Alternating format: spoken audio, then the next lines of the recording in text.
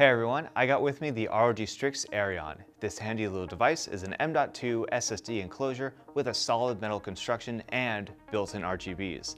Installing your own M.2 SSD is super easy, so why don't we get to it?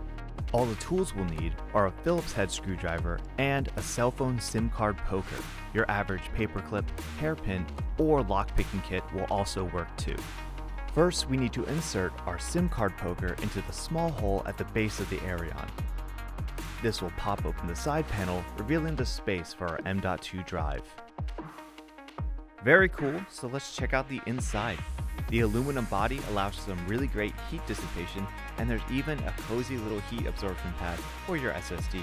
Now that we have it open, we'll install our M.2 SSD just like you would on your motherboard. Simply unscrew this screw, insert our M.2 at about a 45-degree angle, then we secure the SSD by reinstalling the screw. Finally, we just pop the bottom back on and we're good to go. We can load it up with all our favorite games via the lightning-fast USB 3.2C connection. Well, that was really easy.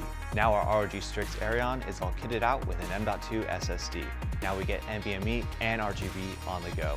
Thanks for watching, and make sure you like and subscribe for more content from ROG.